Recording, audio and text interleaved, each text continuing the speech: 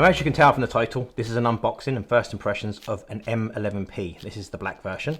This is my camera. This is not a loan camera or a review camera. I've actually purchased this camera. I've had the M10P for about 4 years. I sold that recently, a few months ago, to a very good friend, and I've been holding off buying the M11P because I've been so busy with work. But the first half of 2024 seems to be quite quiet, so it was a good time to buy some new Leica cameras. And this is my camera. Like I said, it's going to replace my M10P. I'm going to make a mistake somewhere in this video and call this an M10P. I'm so used to saying that. Now, I buy all of my Leica gear from RangeFinder in Hong Kong. Their website is rangefinder.com.hk. I'm old school and I like good service. I always pay extra if I'm going to get good service. But with RangeFinder, I get really good service and I save money. I get the best of both worlds. And they ship worldwide. Now, I'm all the way down here in New Zealand. And from Hong Kong to New Zealand takes roughly 3 to 4 days with FedEx, which is faster than I can actually buy camera stuff in New Zealand. Sometimes it takes a week to get to me. Really, really good service. So a link to their website is down below in the description. And they also have a secondhand or pre-owned section. They have some really nice gear in there, but be careful because there is some really nice gear in there and you're probably going to spend a lot of money. But check them out because the staff are really friendly and they get back to you right away and you do save money. These are the best prices I found online for Leica gear, and like I said, they do ship worldwide. So let's get to unboxing this camera. I'm really looking forward to this because like I said, I've never actually seen an M11P. I've only seen photos of it. It comes incredibly well wrapped.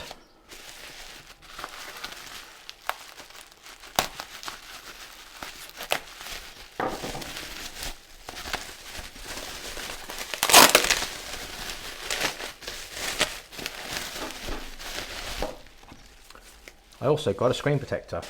I know I don't really need the screen protector because the M11P has sapphire glass, but I do put that on there just to protect it. It doesn't make any difference to the performance of the camera, but it does protect the rear screen. Now, right away, I can tell you this is different to my M10P and my MP film camera. I have unboxed this and I have unboxed my M10P. I'll put a link to those videos down below. They seem to do quite well on YouTube. So this is a different box. This is actually like the camera up there. I'm actually using 3 cameras in case one fails on me. They shouldn't do. The SL2S. This is the same box. This is not the normal box that they come in. Okay, so let's open this up. I'm gonna take this out, this book, or cover that. There you go. It comes with that book, but it's got my serial number on there. I don't want people seeing my serial number. So you got this on the top. There's a quick start guide, I guess in multiple languages. So I've got what I think is the inspection card. I'm not going to show you the inside of that because again it has my serial number. Don't know what that is. And I got free membership to the Leica Society International, which is quite cool. Now, one thing I will suggest when you buy a Leica camera is register it because you get the warranty and you get access to a lot of other features. So it's like that. It's quite a boring box actually. There used to be quite a nice experience opening Leica boxes. And that's it, and they're like that. Okay, so I'm going to move the box out the way and I'll take stuff out and show you what's in there. So we have the battery. Now, I have to say, when they announced the M11, I was a little bit upset, I would say, because they did away with the bottom plate. If you don't know what the bottom plate is, it goes back to the film days, which is what this is, a film camera. I just checked and I didn't have any film with the camera. You don't just undo that, and you got access to the bottom of the camera for the battery and the memory card. It was kind of a nice experience, but now that I think about it, it's probably good to do away with that and go to the same system that you get with the SL and the Qs. This is a different battery. This is not the same battery that the Q2, the SL, SL2, SL2S use. Oh, and the Q3, but the Q3 uses a larger capacity battery. Now, I have actually bought a second battery. So I have a spare, one in the camera, one as a spare. Now you can actually charge these batteries in the M11 and the M11P. There is a USB port at the bottom, I know that. I'm gonna put that out of the way. And then you've got a USB-C to lightning cable. Now I'm using the iPhone 15 Pro, so this is no good to me. Do they make one USB-C to USB-C? If they do, let me know down in the comment section, because it's a really nice cable, but it would be nice to have USB-C to USB-C. So it comes with the cable, and that's the battery charger. That's a USB-C on the back, which means I can use my MacBook charger or any other USB-C charger. Unlike the SL, SL2, SL2S, the Q2 and the Q3, they use the wall charger. I think the Q3 uses the wall charger. I'll let you know in a few days. Nothing else in there, and you've got, what have you got here? So these bags are really nice. It is a nice experience unboxing a Leica camera. There is a reason why I have a few Leica cameras. I have the SL2S, I have my MP, which is always my film camera, and now I have the M11-P. I'll talk about that in another video because I don't want to make this video too long. So you have a wall charger with different plugs and a really chunky cable. I'm not going to use this, it's going to stay in the box because it doesn't have a New Zealand plug. We kind of get forgotten in New Zealand. It doesn't even have a British plug. It's an Asian plug, which would be handy if I go to Taiwan or Japan, but it won't be for Hong Kong because they use the British plug over there. Right, that goes back in the box. Got a leather neck strap. Again, I don't ever use these, but that's the standard Leica one. Oh, that's actually quite nice. That's a bit different to the other ones I've had before.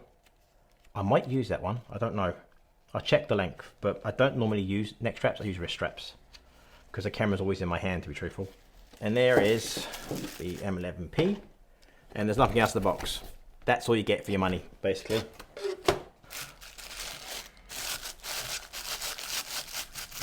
Now, I know this camera is lighter than my M10P because the black version is lighter than the silver version. The silver version has a brass top plate, and I think this is an alloy or magnesium top plate. Oh, wow, that is light. Or you can notice that straight away. That is really light. Okay, that's good. Let's grab the battery. There won't be any charge in these batteries, but no, there's no charge in the batteries. So the battery comes out at the bottom like this. So you've got the switch here. You flick it, and the battery won't come out. You have to pop it in and take it out again. So you put it in like that, and it comes out like that, which is a nice system. But like I said, I was a little bit upset that they removed this base plate, but I can understand why they've done that. There is a USB-C port on the bottom. As you can see, there's only one SD card slot on the M11-P. That's the same with all Leica M digital cameras. The M11 has 64 gigs of internal memory, and the M11-P has 256 gigs of internal storage. That's another reason why I went with the M11-P, was because of the extra storage. That means I have a backup of my photos. One will go to the SD card and one will be stored internally to that storage, which is a nice feature. You've never had that on an M digital camera before. Like I said, I sold my M10P a few months ago, and this has cost me a little bit to upgrade, but it's definitely worth the upgrade. This is 60 megapixels. My M10P was 24 megapixels. And I'm quite sure I said in the video a few months ago that I didn't need to upgrade to the M11. Now, before anybody asks, no, I'm not going to upgrade to the M11. I have no reason to upgrade to the M11. The M10P is everything I need in a Leica M digital camera. I don't need 60 megapixels. Now, another item that I purchased at the same time is the VisiFlex 2, which is the EVF. It will work with the M10, but I don't think the resolution's as high, or there's something different. I did purchase this because they do come in quite handy. I don't use them very often, but it's nice to have it when you need it. Now, this is very different to the VisiFlex, which is the one for the M10, which is very plasticky. This is metal, and you can feel it. It's got a bit of weight to it.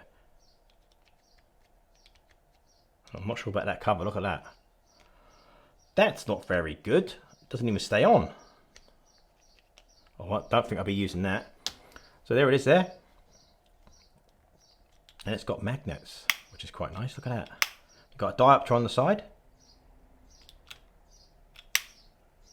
That's actually really well made. That's way better than the VisiFlex that was for the M10. That was horrible. So I won't be using this all of the time, but it is nice to have in my bag in case I need it. Now, I will do a review on this because I have checked online and there aren't many reviews on the VisiFlex 2.